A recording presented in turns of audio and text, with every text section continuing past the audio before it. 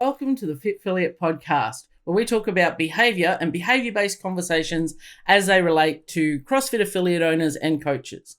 My name's Lisa Hetherington, and I'm your co-host. Sitting alongside me are Tony and Chuck, the founders of Fit Affiliate. And welcome back to another episode of the Fit Affiliate podcast.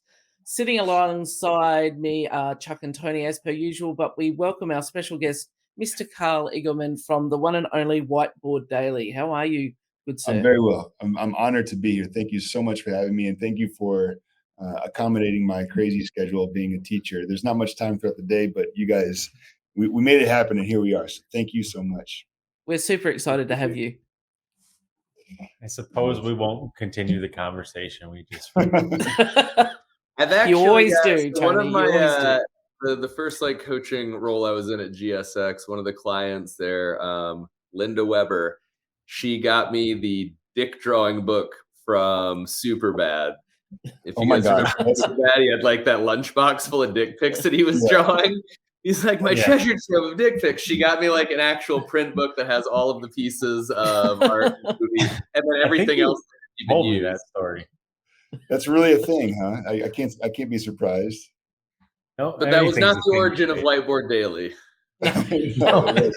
Carl's a co-author of that book. Nobody knows that. But Little known facts. Little known fact. It's all about drawing, simplistic forms. Phallic symbols. Yeah. I mean, I think everybody in the community that would be listening to this, they obviously know who you are, but I don't know how many people know where you came from and how you got to be here, and potentially where they intersected in your journey as a brand, because your velocity has been crazier than, as far as I know, any other real social media account that we have in our ecosystem. Yeah, I mean, I can really quickly talk about that. I've been CrossFitting. I started getting into CrossFit around 2008 or 2009, which I guess in this day and age you'd be considered, I guess OGs are probably early 2000s. But you're right in there with the rest of us. It's all good. Yeah, you can claim it. You can take it. You can take OG status. OG status. Yeah. But I really loved doing it. I really enjoyed CrossFit. It was something different, and really quickly just kind of got into that culture. And then around 2000, 2009, I was actually living in California at the time. I was living in Berkeley, and of all people in the whole world to link up with, I started working out with Savan Matosian, who, has got a very successful podcast in his own right. And he was, at the time, he was the media guy for CrossFit. And so we started to work out together. He started taking videos of me doing workouts and had a lot of fun. That kind of kept the whole CrossFit fire burning. I got into, got my L1, started coaching. I actually started coaching when I was living in New Zealand. I was working, which is another long story in itself, but that's really when I started coaching, is 2011, 2012. And really, 2013, 2014. And that's why I was that's when I really got into coaching, and I really enjoyed communicating movement to other people, taking what I had learned over those 5-6 years and applying it to helping other people. And since then I've, got into the whole certification world of trying to expand my toolbox. And again, all along the way, just kind of picking up coaching cues. And I started the Instagram account, the Whiteboard Daily Instagram account, I believe in 2017, but didn't really start doing anything consistently until 2018. So I guess since 2018, been consistently posting, and again, finding things that I would think would help other people, drawing those things on a whiteboard, a medium that I feel is very familiar to CrossFitters, considering kind of start every day, every workout there at the whiteboard. And as you guys know, it's just I just try, as you guys, I try to provide some kind of valid, valuable content to help other people become better teachers, movers, coaches. And it's a really great, fulfilling feeling to see that it's valuable to people, or it helps people out. So I love it. And actually I just got done with the drawing right now. Here, this go below your mind. Watch this. This is my office space. That's the drawing right there. This is real behind the scenes. My desk is a giant whiteboard, and I just finished the drawing that I'm going to post right after I get done talking with you guys. So it's just like, it's a way of life for me. It's just trying to help other people move better, that sort of thing. I think one of the reasons people love, and you've amassed such a big following, is that if there's one thing every CrossFit coach is aware of, is that probably that they're bad at squatting and they can't snatch and do a muscle up, but they also are fucking terrible at writing on a whiteboard. So they see your drawings, your sketches, they're just like, what? Can I just copy and paste that? And they go in, and then they can't even write in a straight line. It's just like right downhill. Well, I wanted to provide something, like being a coach, I was like, if I can provide something for another coach that instead of like them having to do it, they can just share what I've done, then I think that's providing value. That's going to help them out. And that's always been the approach that I've taken, is helping the coach with something that they can use to help other people, that sort of thing. I don't know if you know this, but so beyond like sharing what you've already created, like the ability for people to help their understanding through a more basic communication format, you are actually a reference that I make every weekend that I teach a seminar. Because fair enough, right? How many people come to any seminar looking for cues? Yeah. Oh yeah. And turns out how much do cues normally suck, right? All the things for all the people, because when do we develop speaking? Very early on. And how many of us, if you surveyed our spouses, friends, and family, would say that like we're really good at using words to communicate? Yeah. And so it's like, well, if we know that that's not great, maybe the triage of verbal, visual, tactile, like maybe something that you could reflect on is, how much do you love Karl and Whiteboard Daily? Like, oh yeah, a ton. Like, right, because it makes sense so quickly, right? When did we start painting on cave walls versus when did we start speaking to each other? And if you're today years old and your friends and family are like, still struggles with words, both listening and talking, dude, like that's a powerful framework shift to get people to understand in coaching, in teaching, that like really stepping back, looking at an entirely new light, and just like, what is the most simplistic way that we really should be endeavoring to do these things? That is a valuable thing that you have given me, is in the first 20 minutes of that seminar to completely reframe for people like, oh, it's not my fault that I struggle with cues. It's not my athlete's fault that they struggle with cues. It's humans fucking struggle with words. At our best. And so like when we're tired and it's complex, like, yeah, words are probably going to be a problem. Good. Just go look at the picture. Yeah. My bachelor's degree is actually in communications, because I have always enjoyed finding ways to take a concept and translate it for somebody else. And really, I mean, it makes sense when you take drawings as an art form, as a form of communication. Like you said, I remember our conversation distinctly when you're talking about cave drawings. And I was like, well, gosh, that's really what I'm doing. I'm just like drawing. I'm as primitive as you can get. I think it kind of it transcends gender or race, and that way like somebody from India can see this and they see themselves in the stick figure, or they a female can see this and they see themselves. It doesn't matter who you are. What we're looking at here is ankle, knee, hip, shoulder positioning through movement. So yeah, this stick figure, I'll tell you what, it's been a great way to communicate that movement.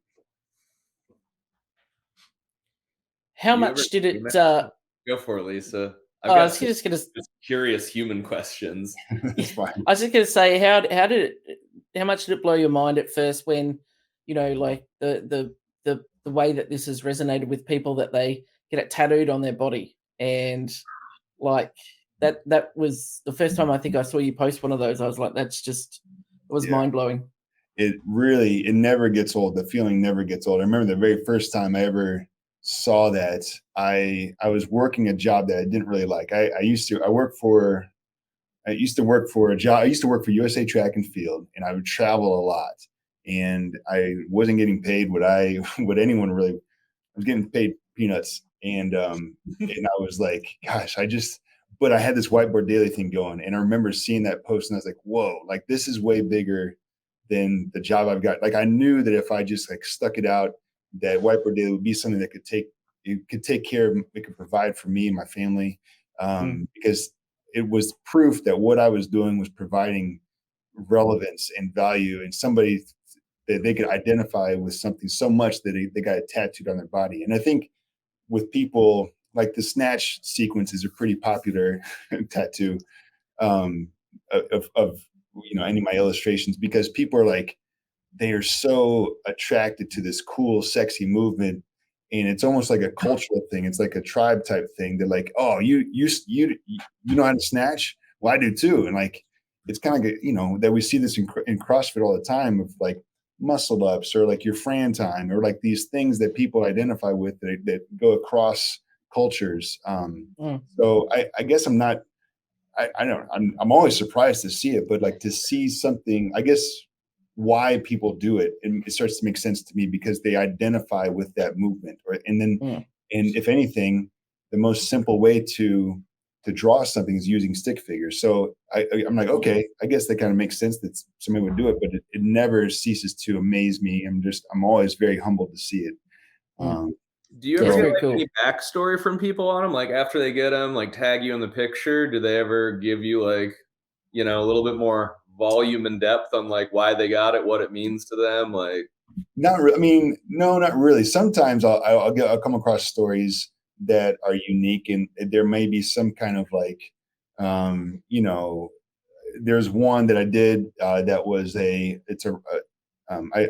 drew the movement sequence for a rope climb, and they took one section of the rope climb, and they actually, the tattoo artist, they actually added like a ponytail on the back, and there was some other kind of feature for that that made it more personal. I think like it being a cancer survivor kind of tied into that somehow, and but usually it's pretty self-explanatory why people get them.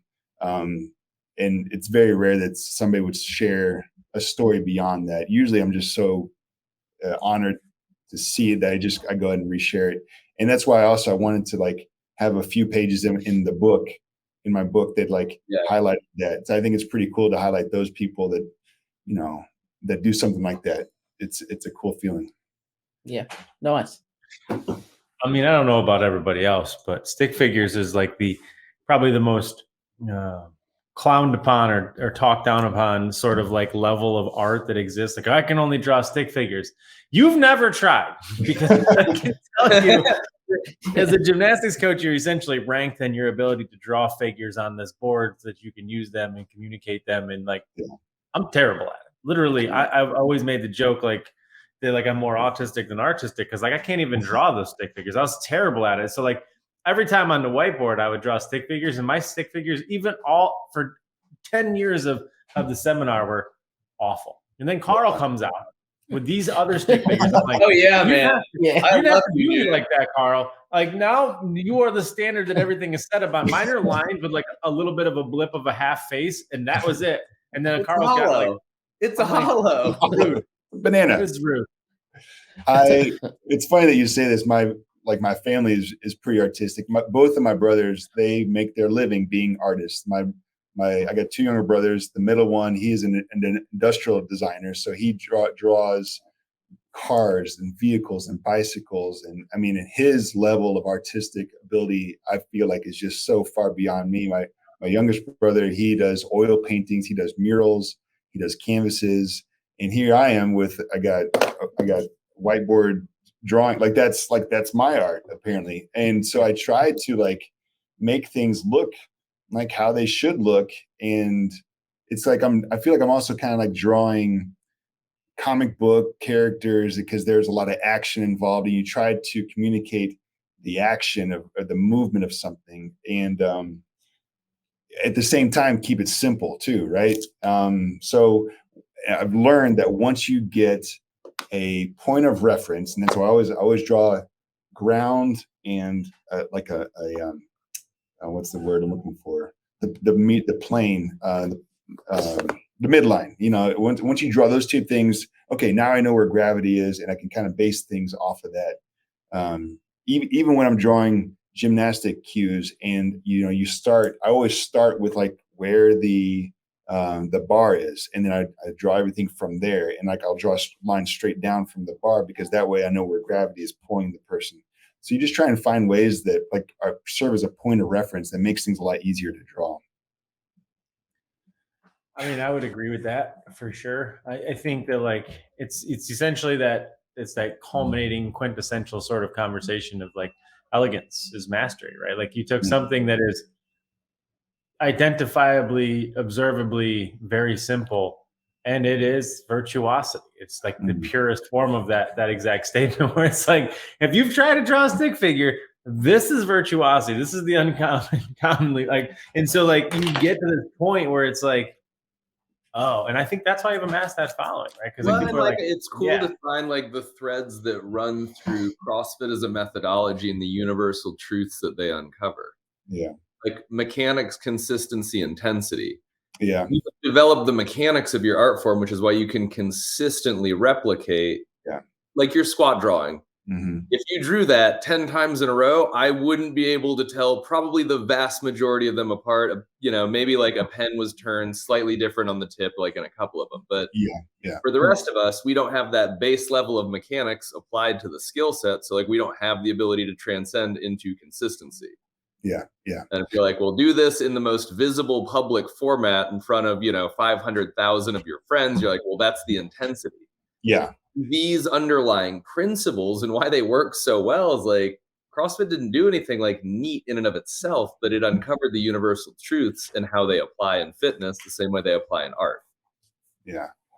Well, along with the consistency, I'll tell you what, the more you do it, the better you get. And I really do draw pretty much every single day, even just a little bit at a time. And the same thing applies to like your fitness and building a skill set. Like it's better to do just a little bit every single day, and avoid like the 2-hour workouts 2 times a week sort of thing,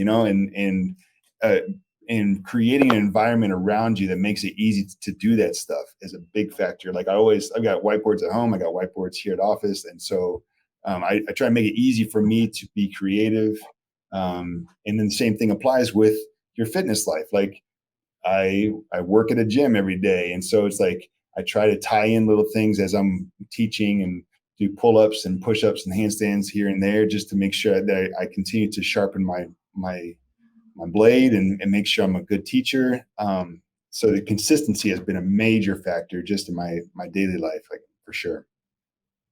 It's weird how that works. It is weird. Just small simple daily actions. It's like how do I compounding. get better at something? Practice. That's kind of a good segue into like really why we have people on this podcast, right? Because like our obsession is bringing people on here who essentially do the conventional unconventionally, right? Like so a lot of the guests that come on and obviously our opinion of things is every affiliate is unique and every affiliate must be protected for that exact reason, because it allows everybody to basically take the conventional sort of thing, be the affiliate, and do it unconventionally, however you want to do it. I think that's important. But also inside the industry, there's a handful of outliers, people like yourself, Pat's been on here, EC, people who had, the path is essentially paid for you. And all of us essentially followed that same path, but you guys have all been able to branch out. And so that's one of the reasons why we think that your story is always so fun and fascinating. Because like, you just kind of became the stick figure Picasso. And next thing you know, you're like, wow, what do I do with my hands? I just keep doing more of these things. So you for sure have taken, a truly underappreciated conventional part of CrossFit, pursued the unconventional part of it, and made something out of it. And I mean, I guess it sounds like it was a matter of like circumstance, but at what point do you think that you were like, I want to do something of more value in this community? And why do you think that you landed on the whiteboard? I think it started for me very, like once I found CrossFit, I was like, this is really cool. I want to be a part of this culture.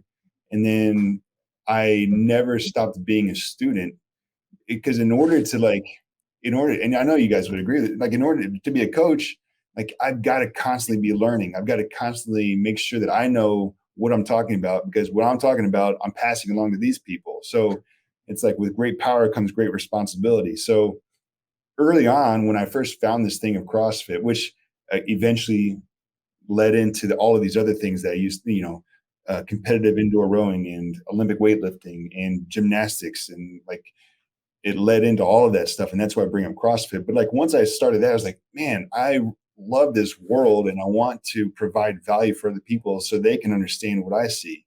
And I didn't, and you look back and like how did this happen? Well, I mean, I've always been, I was raised to be very artistic. My parents really encouraged being artistic. And so it kind of came natural to me to like draw things.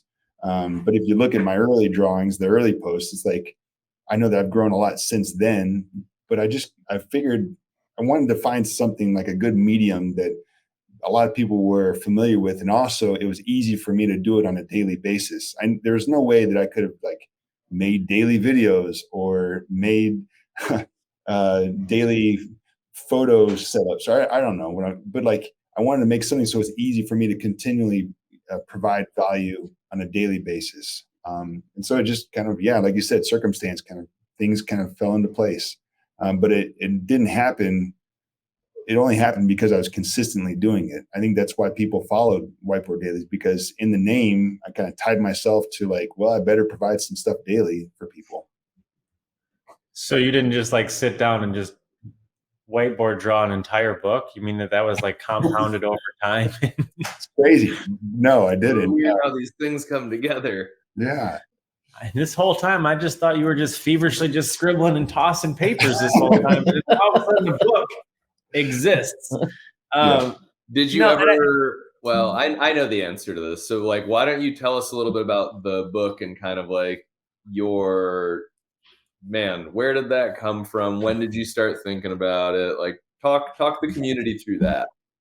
All right. Well, I think, let's see, it was about 2 years ago. I probably just hit around 200,000 followers. So, I mean, just to give you a scope of like where Whiteboard Daily was at the time. And Glenn Cordoza, who is a co-author on some books with Kelly Starrett and Brent Contreras. If you look around, he's co-authored a lot of stuff. Really great guy. Reached out to me, asked me if I would ever be interested in doing a book. And I was like, to be honest, like that was the penultimate goal. Like that was like, yes, I would love to have everything that I've created on pages that can be a reference for people. Like that's bigger than just social media. That's exactly where I would like to go with this. He's like, well, if you are interested, let me put you in touch with my publisher, and who also happens to be the publisher for Supple Leopard and Squat University's Rebuilding Milo, like the big timers, like some really big timers in our industry. And I was like, this is fantastic. And sure enough, we worked together, put together a contract and put together a scope of what the book would be and who it would be, who would be the demographic and all this stuff. And I just started to organize all the content that I had amassed over the last 3-4 years of Whiteboard Daily, cleaning up my drawing or cleaning up the files, cleaning up the captions and making things ready to work with their design team to put together and create this book.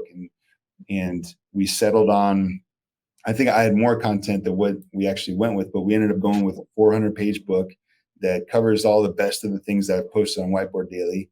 And the result is like a really cool reference tool that I think not only serves as a coaching education book, but also I think it's kind of cool because there's some elements to being artistic because it's drawings and it's not just like, tons of words. It's things that like you open up a book anywhere, you can just kind of look at the drawing and be like, okay, that makes sense to me. So it's kind of like a coffee table book as well. And it's going really well as far as the sales go. And so much so that we're working on my second book right now. It's going to be a volume 2 to this. I would like to reach include more human anatomy. Human anatomy. I'm kidding. I would like to reach a broader range of people.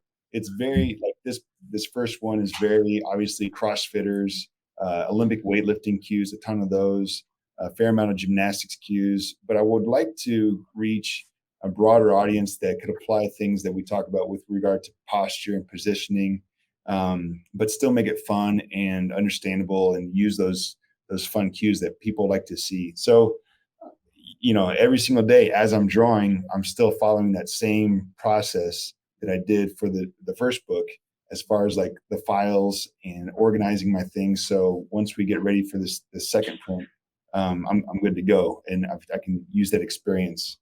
So yeah, it's very surreal to see my name on a book. Yeah, A big book. A girthy book. The thing's heavy. It's heavy. It's like 400 pages. Smells of rich solid. mahogany. It's all glossy. It's like it Yeah. is super high quality. That's got to be a very cool legacy piece to think that like decades after you have long since passed this earth, old tattered copies that are going to be sitting in gyms just like the one you're in right now.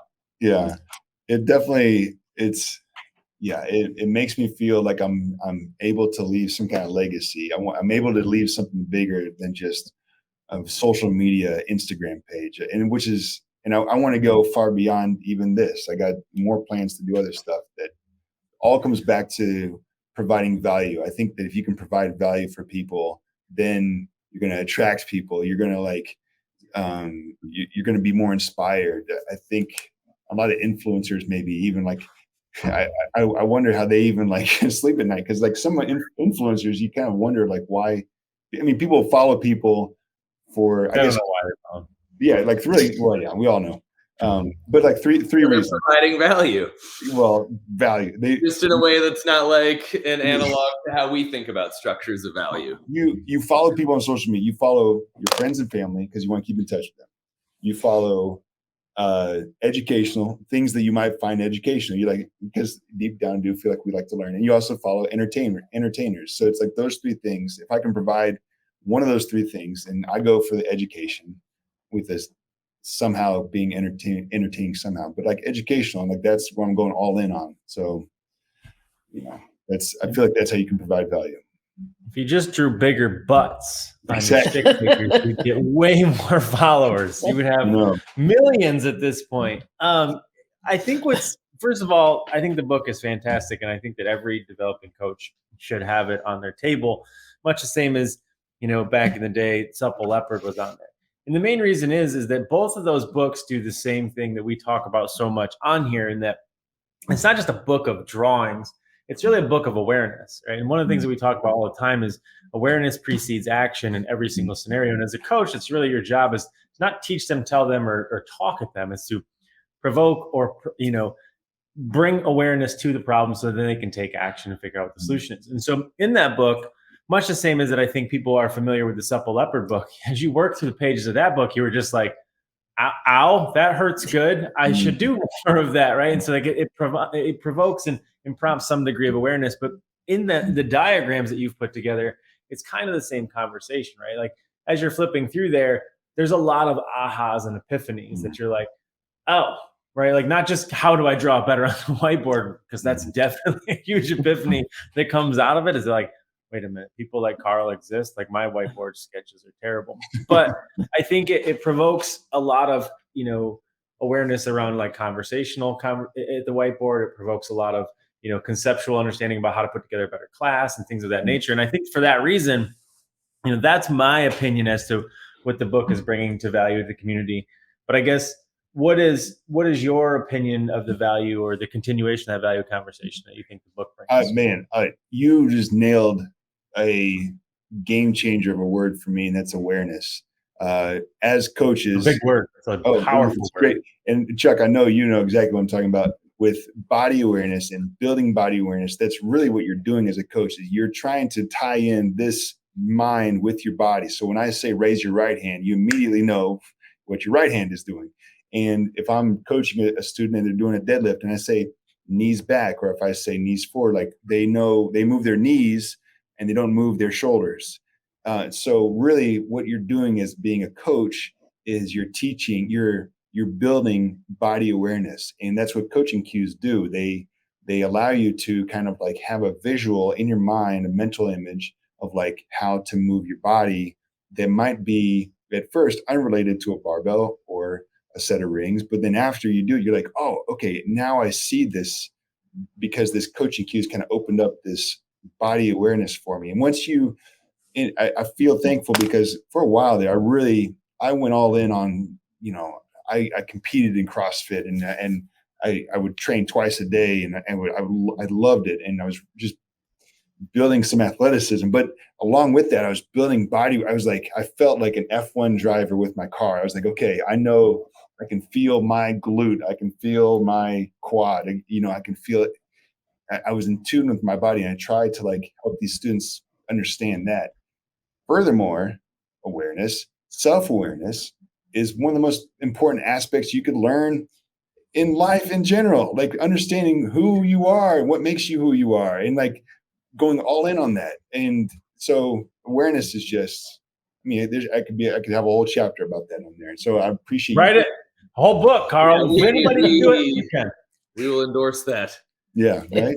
Well, awareness is such a big missing piece of the community, and that like very rarely does anybody even step back to like peel through the first layer of just why. Mm-hmm. Right? Like everybody's like, I need a muscle up.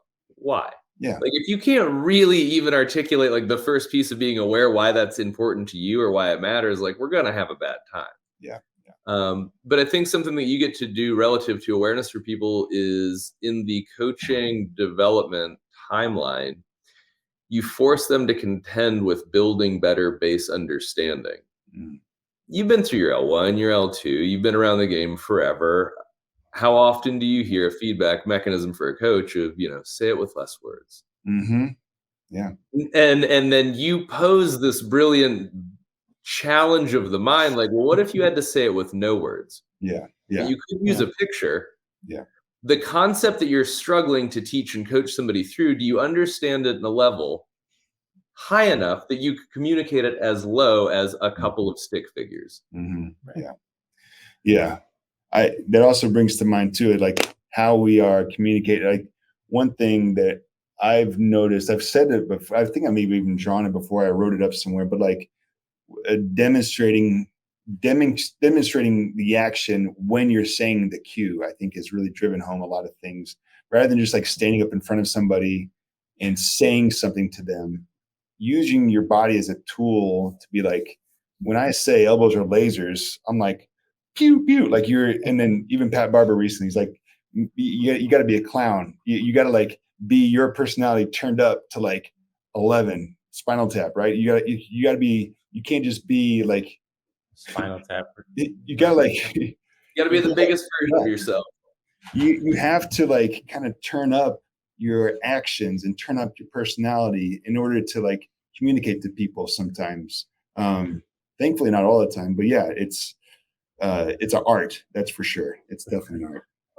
Cueing in general, I think, is a word that gets thrown around so much. I mean, it's obviously the emphasis of the bulk of the L1 and the L2, and like Chuck nailed it, like say it with less words. But like cues are really just packets, right? They're like vessels, so to speak, in that you can conceptually transfer an entire theory, idea, concept, or otherwise through a very small number of words, if not just a singular word, or maybe even just a tactile cue or otherwise. And I think that that's the thing. And one of those, more powerful packets or anything that's visual, right? You said it, like as you speak and you do, like it's the same thing. People reference it, and sketches are so powerful. And that's why it is such a huge part of like the gymnastics world. It precedes almost all skill development and learning. And yeah, it goes all the way back to cave drawing, right? Because like through that, you could have the most lucid of your sketches and they're beautiful, but if I put them on the board and it's not preceded with some level of awareness, they're just like, what is this? Mm-hmm. Are we at like a museum? Like they don't have it. And so your sketches are able to provoke a level of awareness that they can conceptualize. As a human, you can look at it and be like, mine doesn't look like that, or that's what it's supposed to look like, or that makes more sense. Whereas, the complexity of watching another human do something, I think, is lost. And so it does provoke a lot of awareness that comes through that. And, it's essentially the conversation of tripping over the truth, right? That's the central term in there is awareness. And then you have to, in order to get somebody to trip over the truth, they at least have to come to some degree of awareness and a crystallization of discontent. And it's real hard to look at, sketches of perfection in animation, so to speak, and be like, mine's different, right? Or my squat's different. That's just how I do it. And so you start to look at them and you're like, fuck, I had to get my shit together, literally and figuratively. So I think that it's very cool for that reason. And it's something that, obviously most coaches have terrible handwriting, and unfortunately, sadly, there's a trend now with this digitization of the CrossFit gym to eliminate the whiteboard. And as somebody who's taught seminars, you walk in, you're like, where's the whiteboard? And they're like, here. And I'm like, no, you're going to Home Depot and getting a whiteboard. We lost Carl. Wow. But I mean, I do think that it's something that coaches need to invest more time, energy, and effort into. And like gyms just need to have them. But like that, everybody's worried about how you're going to teach the air squat and the 9 foundation movements. Like, can you draw the fucking thing? Nope. Maybe start there. Dude, just use your whiteboard. I think that could be its own entire podcast episode, is why anybody who owns a gym present day and does not have an actual tactical, tangible, like real whiteboard, they are missing one of their hugest tools for education, culture, community, selling. Just like the whiteboard's a fucking weapon. Yeah. Like it's not the place where you put up last week's scores and you've left them there for so long you can't even erase them anymore because they're like petrified dry erase markers. Like, use the fucking thing. It is the greatest resource that just truly is disappearing from CrossFit gyms. Like, everybody's replaced them with huge televisions. I remember when I started with one of the workout management softwares, and they were like, "Oh, you must not use a whiteboard. You must." Yeah, you got to get it out of your gym. Yeah, so I took a photo of the basic setup I'd done, because I'm like, here's where it's going to be, not because I said if one thing I was always going to have was the whiteboard.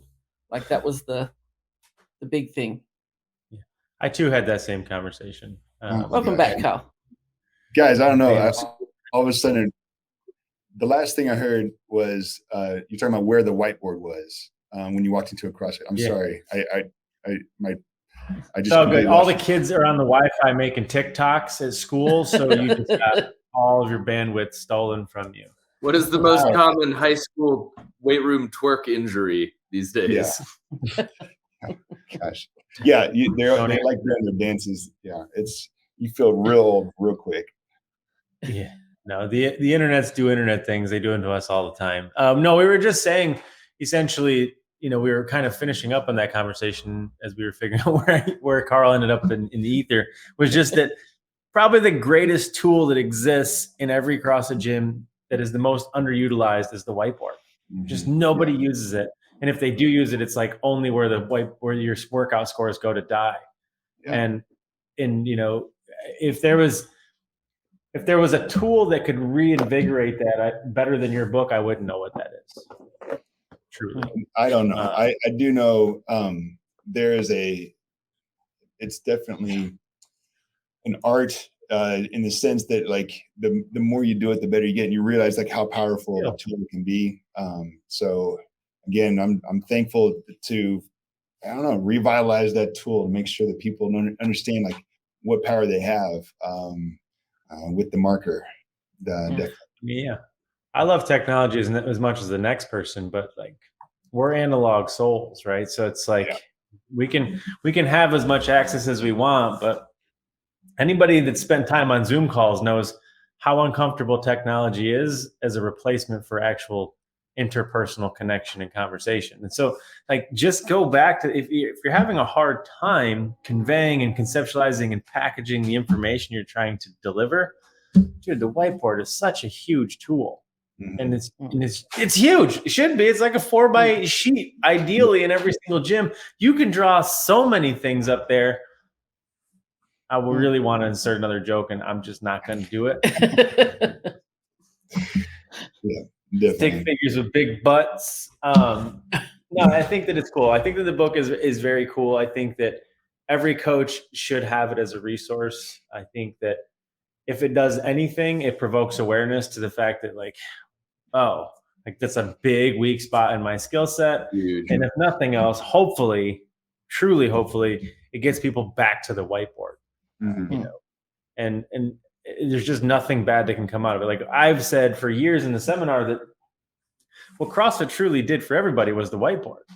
Right? Like, it wasn't that we changed exercise science. It wasn't that we came up with new movements or semblance of new movements. We just broke out the whiteboard to record workout scores, but we also use it to teach.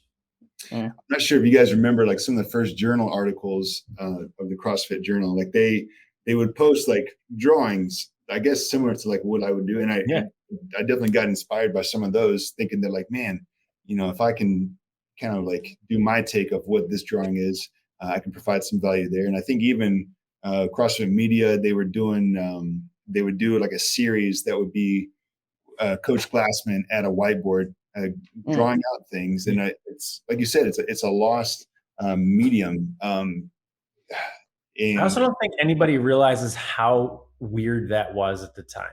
Like, because now everybody's grown up now in this, this CrossFit era where like there's exposure to CrossFit and they've been in the CrossFit gym. And although they don't use them enough, like people are used to there being whiteboards. But like when those early videos of Greg came out and those exercises, everybody was like, why is there a teacher's tool inside this gym? Because like, you would not find an educational tool like a whiteboard or a chalkboard in a gym. And then here you got this guy, literally like one of the best orators ever in front of this whiteboard. You're just like mesmerized. But that was so weird at the time. You were just like, huh?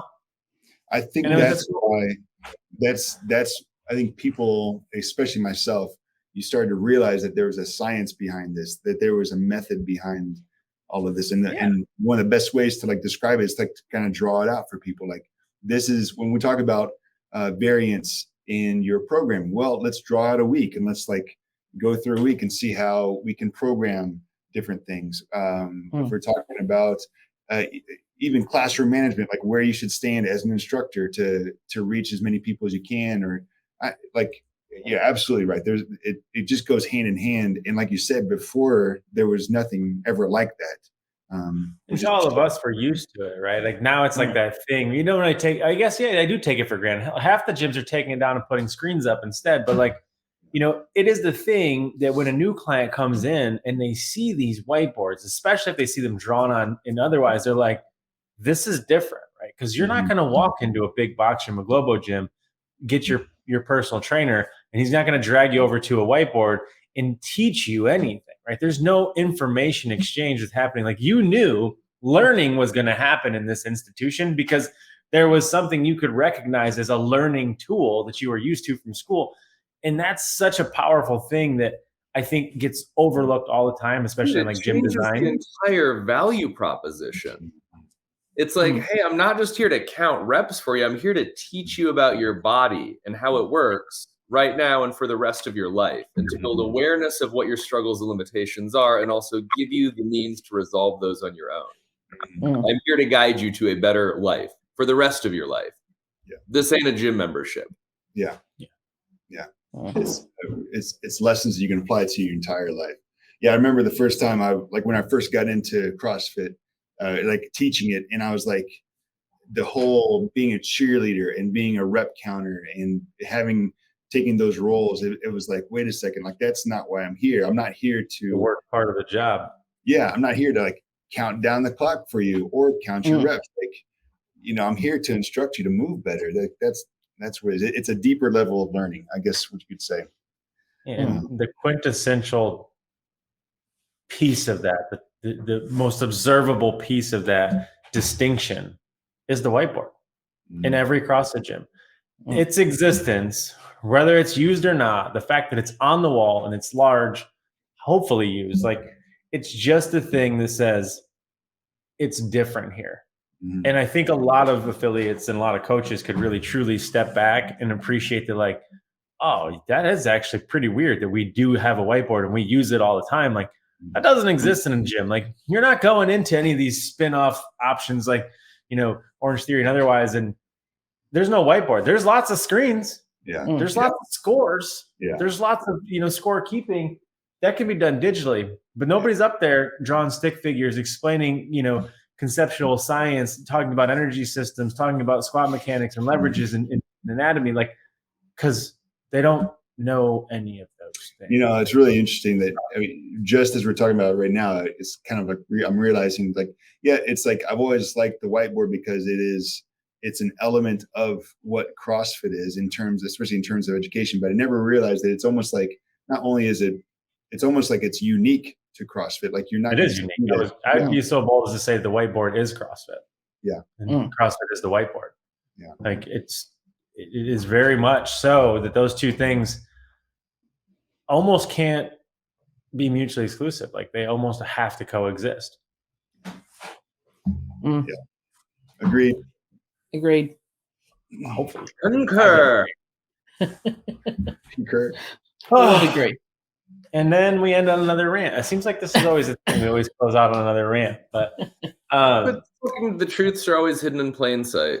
It's another one of those, the secrets of life are hidden in the cliches. Man, everybody that you know as a coach that seems to have done something a little bit different with their career and who have clients that maybe have a little bit less friction, less struggle, more progress, is there one commonality that you can at least draw away that's highly accessible? And I would venture to guess if you found anybody, we were talking that OG time frame. I don't know too many coaches that have been in this game since I would say previous to 2010 that could not ever manage, like they can't imagine managing the role effectively without the whiteboard as a tool. They're like, well, how would you do it? Yeah. How would you run a class without an actual whiteboard? How would you teach people? And they're like, we got these little whiteboards they can all carry and make hash marks on. Like, holy shit. Anyway, I know we're getting to the end of your window of time. It's all good. Yeah. I guess the moral of the story is dust off your whiteboard, clean it off. You probably have to chisel it off at this point because the marker has been on there for 17 months or longer. Like whatever you got to do, you know what? Just go to Home Depot and buy a whole brand new one. Don't go buy a brand new fancy one. Get out the whiteboard. Appreciate it is what makes an affiliate truly unique. Practice the skill. You can do it when no one's there, but I promise you, I've seen it myself personally, and I know, Carl, you've definitely, it's your life's work. When you draw something cool on that board, everybody's like, what's this? Yeah. Yeah. Let me tell you, right? And now you got their attention. But if it's 3, 2, 1, go, they're like, leave me the fuck alone. This is how I do my burpees. Right? Like, that's just it. So maybe let's get back to the whiteboard. Let's clean it off. Let's utilize it. Let's appreciate it for what it is as the icon of a CrossFit gym. And most importantly, start with Carl's book so that you know what a whiteboard could look like and arguably should look like, and then aspire to that. If you need some inspiration, check out some. You need some inspiration. I'll yell that into my mic. Even if you don't need inspiration, even if you're not going to use it, I would argue to say that Carl is a nice enough, deserving enough, hard enough working dude that's provided enough value for the community that, like, fuck you, dude. Just swipe your card on Amazon, buy the book. It's solid. Dude, it's rad artwork. For how many years now, only trying to make everybody in the community better. Even if you don't use the book. That's all I'm Just buy trying your to book, do. donate it to your local high Everybody school. that comes over is going to look at it and be like, what's this book? And you'd be like, let me tell you about this book. Now you got them as a client, right? So you make your money back in one conversation, and that book will start a conversation every single time. Buy some Every for your time. kids' high school weight rooms. Give them better guidance than I would assume most of us got at that time. Give it out to all your life. Oh my gosh. I didn't have a Carl in my high school weight room. I will tell you that much. I try to be the coach. Spots. I'm sure you guys do the same thing. Like I try to be the coach that I wish that I had when I was their age. Like, and I never did that. I never had the opportunities like these guys do. And I try to communicate that. I try to be the best resource for them. So it's just about paying it forward, right? It's probably you taking what you've learned and helping somebody else. And that's definitely it. I really appreciate the kind words, guys. I need to hang out with you guys more often. I agree. Good. Unfortunately, it took you a year. Yeah, Carl's a hard dude to hang out with. He's busy. He's a busy little beaver. Yeah. Gosh, it's not by design, that's for sure. Well, He's a that's tall what we dude. need. We need to make it by design. Yeah. You got to We do will- something for all of this well-deserved, hard-fought for, well-earned success. Well, Carl, where can we get more information from you, my good friend? Yeah, the source of it all, man. I'll tell you, the Instagram page is probably where to start. And then from there, there's a link in my bio that takes you to other things. There's a store that you can pick up the book on Amazon. So it ships really wherever Amazon ships. And please don't hesitate to reach out to me. I try to respond to every single message I get, whether it's email or direct message on Instagram. So please do not hesitate to email me or to message me. And also, if you got a great cue that you think I should draw up, trust me, I am a product of my. I've got something for you to draw. As long as it doesn't involve any butts or I'm out. We're all here for. What's that? What we're all here for. I know. Sexual lights on and bigger butts. That's just how it works. Oh man, this was fun. What a note to end on. When Yeah. we will certainly have you back again, Karl. Been a great chat today for sure. Yeah, I sincerely appreciate it. I'm very honored, probably more honored than you guys realize to sit down with you. Oh, stop it. You're the hero here. All right. So much. The humblest guys, enjoy your day. influencer with 500,000 on all the grams. Yeah. No. Thank you guys so much. We'll do it again sometime soon. Yeah. Thanks, guys. Thank you, my friend, for listening to the Fit Affiliate Podcast. If you would be interested in hopping on a free call with us to just kind of chat about what you think your problems are and what you think the gap is between where you're at and where you want to go, we can see if maybe we can help you along that journey, figure out if we're all a good fit to do some sweet things together. So click the link, set up a consult. Let's help you identify some problems that we can mutually solve.